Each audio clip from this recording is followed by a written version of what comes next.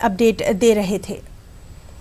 आगे बढ़ेंगे। जमीयतुल उलमा महाराष्ट्र के जिम्मेदार चाहते हैं कि महाराष्ट्र में कांग्रेस शिवसेना के साथ मिलकर जल्द अज जल्द हुकूमत साजी का काम अंजाम दे। हमारे नुमाइंदे मुहिद्दीन ने महाराष्ट्र जमीयतुल उलमा की कानूनी इमदाद कमेटी के जनरल सेक्रेटरी गुलजार आजमी से खास बातचीत की है कि क्या महाराष्ट्र में शिवसेना एनसीपी कांग्रेस के साथ जो है वो मिलके हुकूमत बना सकती है या नहीं, आप इसकी हिमायत में है या जमीयत के इस पर स्टैंड क्या है? देखिए, जहाँ तक जमीयत उलमा का ताल्लुक़ है वो एक गैर सियासी जमात है। जमीयत उलमा ना इस बात का ऐलान करती कि फ़लाँ पार्टी को वोट दो, ना जमीयत ये कहने वाली कि फ़लाँ पार्टी की हुकूमत बनाई जाए, फ़लाँ पार्टी के साथ बनाया जाए। आपने खुद कह दिया कि वो जो ख़त मौलाना की तरफ से शाये हुआ था वो जाली है, और वाक़तन वो जाली है। आजकल आपके यहाँ कंप्यूटर वगैरह में जो चाहिए आप बना लीजिए, जिस तरीके से बना लीजिए, चाहे ज़ेरोक्स मशीन रंगीन आती है, आप रंगीन वो निकलवा लीजिए। तो ख़ुद मौलाना ने ये बयान दिया था कि वो मैंने कोई ख़त नहीं लिखा और ना मैं कभी लिखता हूँ, इस किस्म की सियासत में मैं नहीं पढ़ता। जमीयत उलमा एक मजहबी जमात है। जहाँ तक मेरी ज़ात का ताल्लुक़ है, एक फ़िक़ही उसूल है जिसमें यह कहा गया कि अगर दो मुसीबतों में से किसी एक मुसीबत को चुनना हो तो आप उस मुसीबत को चुनिए जिसमें कम तकलीफ़ हो रही हो। अब इस फ़िक़ही उसूल को हम सामने रखें तो हमको ये देखना पड़ेगा कि बीजेपी और शिवसेना, इसमें से कौन सी जमात ऐसी है जो मुसलमानों के लिए ज़्यादा नुकसान दे।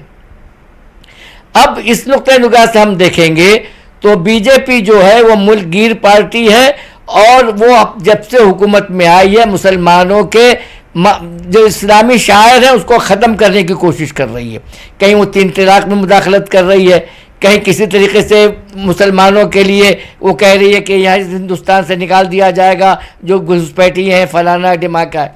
जबकि शिवसेना का जो मामला है वो एक रियासतगीर पार्टी है, और वो ये नहीं कहती कि हम उनको निकाल देंगे, वो सिर्फ ये कहती है कि मराठों को जो है वो मुलाजिमत दो, मुसलमानों के मुकाबले मराठों को मुलाजिमत दो। तो इसमें मालूम ये होता है कि शिवसेना जो है वो कम ख़तरनाक है बीजेपी से। तो फ़िक़ही उसूल के मुताबिक हमको शिवसेना को कबूल करना चाहिए। तो क्या ये काम जो है मौलाना अरशद मदनी नहीं कर सकते? सोनिया गांधी पे दबाव बनाने की जो बात कर रहे हैं आप, तो मौलाना के हाथ से नहीं होना चाहिए काम? नहीं, देखिए, मौलाना की मजहबी रहनुमा है और इस किस्म की सियासत में मौलाना अपने आप को आलूदा नहीं करना चाहते, और हम भी नहीं चाहते कि मौलाना इस किस्म की बात करें।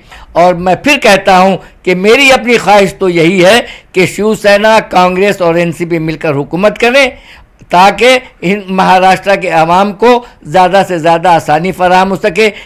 महाराष्ट्र का किसान परेशान है, उसकी परेशानी दूर हो सके।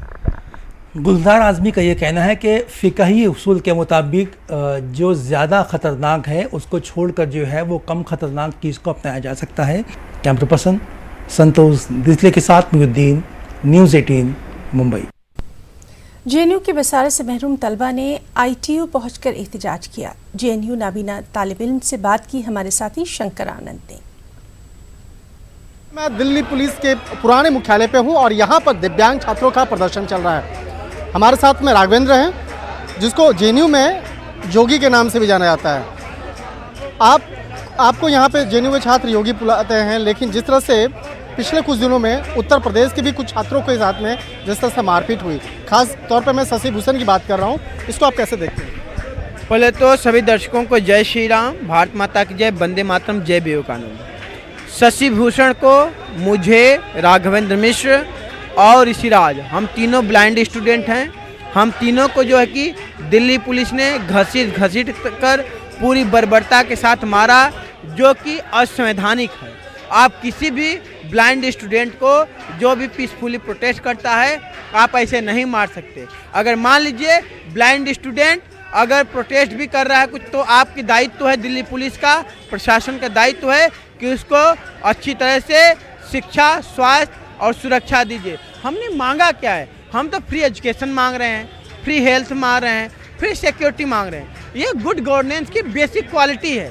आप बात करते हो, हमारे देश के राष्ट्रपति जी भी बोलते हैं, प्रधानमंत्री जी बोलते हैं कि विश्व की 200 यूनिवर्सिटियों में जेएनयू की भारत की एक भी यूनिवर्सिटी का नाम नहीं है। अगर एकेडमिया लेवल पर आप जाएं, विश्व मंच पर, मैं खुद अमेरिका जा चुका हूं, अभी बहुत सारे देशों की यात्रा करनी है एकेडमिक पर्पज से, तो वहाँ पर आपको विश्व लेवल पर जेएनयू ही खड़ा दिखाई देता है। नोबेल प्राइज आपको जेएनयू को ही मिलता है। संस्कृत का बेस्ट अवार्ड आपको जेएनयू को ही मिलता है।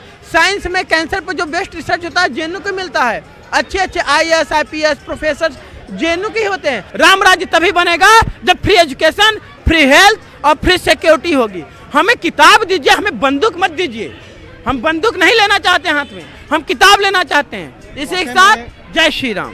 राघवेंद्र को आज काफ़ी गुस्सा है। राघवेंद्र भी जो है जेएनयू में है और ये भी उसी ब्लाइंड स्टूडेंट्स की जो श्रेणी है, मतलब कि जो दिव्यांग स्टूडेंट की जो श्रेणी है बाकायदा उसमें आता है। आपको मैं पीछे दिखाना चाहता हूँ कि यहाँ पर जो काफ़ी संख्या में यहाँ पर जो दिव्यांग छात्र छात्राएँ हैं, खासकर जेएनयू के, वो यहाँ पर हैं और ये यहाँ पर दिल्ली पुलिस कमिश्नर से मिलना चाहते हैं और अपनी बात को ये वहाँ पर रखना चाहते हैं। और इनका मांग है कि जिस तरह से कई छात्रों के साथ में मारपीट की गई है, इस मामले पर इनको न्याय मिले।